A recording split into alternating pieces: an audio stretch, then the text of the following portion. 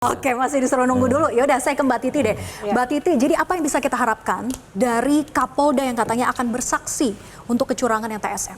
Ya, kalau kita lihat ini 3 calon ya. Jadi peluangnya itu sebenarnya bagaimana supaya ada putaran kedua. Kalau dari selisih suara kan memang bisa kita katakan 58% perolehan itu kan menggeser dampak dari TSM tadi berpengaruh harus tetap harus dikuantifikasi. Jadi kecurangan yang diklaim misalnya politisasi birokrasi, politisasi sumber daya negara bansos, lalu kemudian politisasi aparat desa itu kemudian berdampak pada sekian persentase suara. Misalnya 10% kah, 11% kah? Lalu dengan kuantifikasi itu maka mestinya pemilu tidak berjalan satu putaran. Nah itu kan yang harus dibuktikan oleh para pihak. Tetapi para pihak juga harus jeli. Karena kalau kita belajar dari 2019 itu dilakukan oleh mahkamah karena mengejar persidangan yang hanya 14 hari kerja, pembatasan saksi, pembatasan ahli, bayangkan ahli hanya ada 2. Kalau tadi misalnya disebut akan dihadirkan, pasti kan yang ingin dikonstruksikan oleh pemohon itu adalah bagaimana keluar dari jebakan mahkamah kalkulator, angka-angka, jebakan prosedural, tapi menghadirkan pemilu konstitusional yang dikehendaki, bahwa antara rentetan satu peristiwa dengan peristiwa yang lainnya, yang itu kemudian secara koheren membentuk hasil yang invalid, kan bisa dikatakan begitu, yang mesti bisa dikuantifikasi dengan angka-angka. Jadi walaupun dia TSM itu pun harus bisa diukur dampaknya pada perolehan suara. Karena bagaimanapun perselisihan hasil itu adalah menyangkut perolehan suara yang berpengaruh pada perolehan kursi. Nah dalam hal ini karena tahapan kita bicara peluang, maka yang harus dimungkinkan adalah peluang putaran kedua oleh para pemohon. Tapi bagaimana membuktikan pra pencoblosan, Mbak Titi, yang sejauh ini digaung-gaungkan begitu ya, bahwa itu pengaruhnya jauh lebih signifikan daripada saat pencoblosannya? Iya, maka oleh karena itu pemohon harus bisa membuktikan berbagai dalil tadi ya, politisasi birokrasi, politisasi aparat desa, politisasi bansos misalnya, itu berdampak pada berubahnya, terbelokannya pilihan yang otentik, yang murni dari pemilih. Nah maka harus ada data ini, bansos itu disebarkan di daerah mana saja, pergeseran suaranya terjadi seperti apa, birokrasi yang terlibat seperti apa. Nah oleh karena itu yang sebenarnya kita tunggu adalah terobosan dari Mahkamah Konstitusi. Mahkamah Konstitusi di beberapa perkara persidangan pilkada itu menyampingkan prosedur yang diatur di undang-undang. Contoh soal selisih ambang batas, karena mereka ingin memastikan konstitusionalitas pilkada.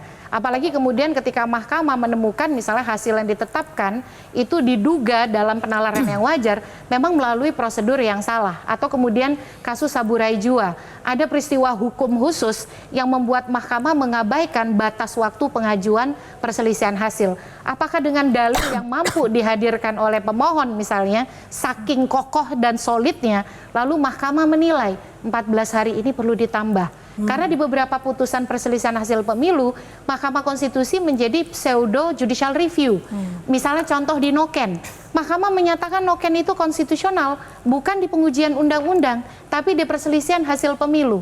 Nah dalam konteks itu apakah Mahkamah akan mengkoreksi 14 hari kerja ini karena dengan tujuan memastikan prosedur persidangan yang betul-betul bisa mengungkap perselisihan secara substantif, itu yang kita tunggu. Apakah mahkamah akan datang dengan kejutan itu? Tetapi sekali lagi mahkamah akan datang dengan kejutan atau tidak sepenuhnya bergantung pada kemampuan membangun permohonan yang argumentatif, kemampuan menyajikan saksi-saksi, fakta-fakta persidangan, dan juga ahli-ahli yang mampu menopang permohonan dari para pemohon. Jadi harapan terobosan itu ada, tapi bagaimana kembali pada yang melakukan gugatan gitu ya, bisa membuktikan atau tidak di MK. Tapi poinnya adalah bahwa MK bisa mengoreksi, terbukti dengan itu. Itu sebenarnya basisnya adalah demi untuk keadilan dan kebenaran, untuk penguatan konstitusi. Kalau pendekatan 14 hari ya misalnya ya, dan itu bisa kita dialogkan lah.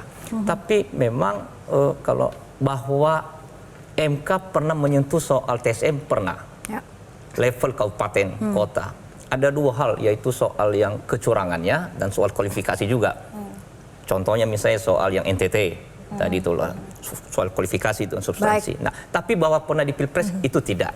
Tapi bahwa ada peluang, iya. Karena Mahkamah Konstitusi kita ini adalah ada demi keyakinan dan kebenaran kan ada tafsir yang meluas dalam rangka untuk membuka peluang ada paradigma baru itu loh.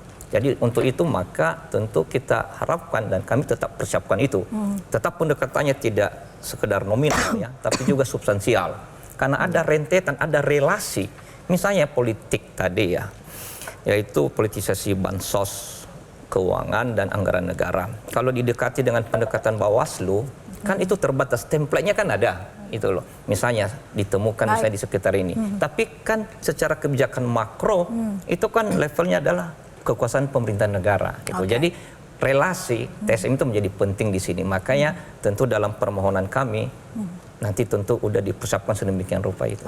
Jelajahi cara baru mendapatkan informasi. Download Metro TV Extend sekarang.